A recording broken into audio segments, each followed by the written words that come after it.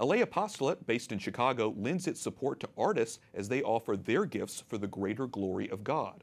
In a little over a week, the Catholic Art Guild will host its second annual conference with artists, architects, and theologians to, in their words, rediscover the power of beauty in the modern world.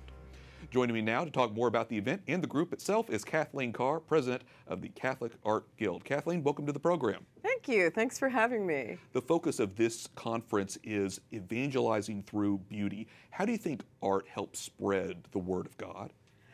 Well, as artists, we want to give the best to God, and we do this, and it's so readily seen in the liturgy, and how the art and architecture can surround the liturgy.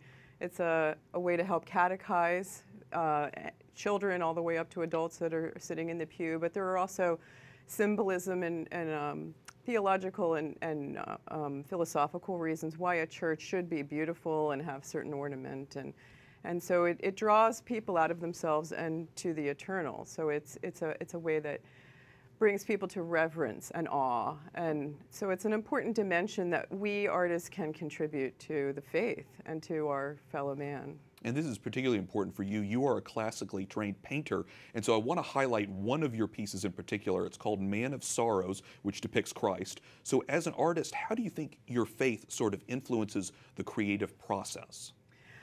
Well, first of all, because I love Christ so much, I wanted to give my best, and so the good training and spending a lot of time. But I was also influenced in this particular piece by Brant Petre's Jesus and the Jewish Roots of the Eucharist.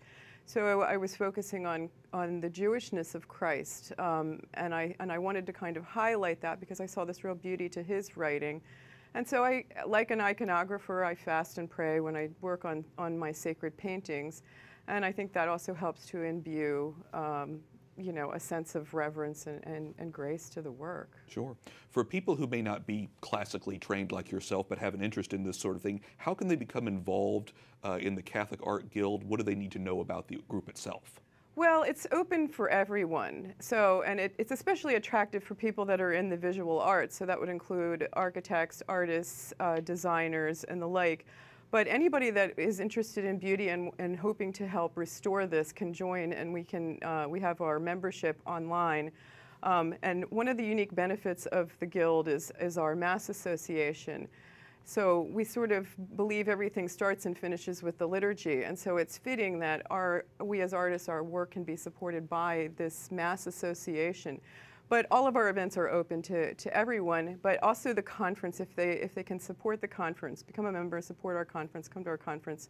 Ticket sales will end on Monday, but we're hosting the Queen's sculptor, Alexandra Stoddard. We have Ethan Anthony from Cram and Ferguson, and Dr. Kwasniewski, who is talking about the liturgy and beauty, and then another classical artist, Juliet Aristides. So it's a really exciting, beautiful event. Check out our website and try to support us that way. It's so fascinating to hear about all the work that you do and work that so many artists are doing across the country. Kathleen Carr, president of the Catholic Art Guild, thanks so much for being with us. Thank you so much for having me.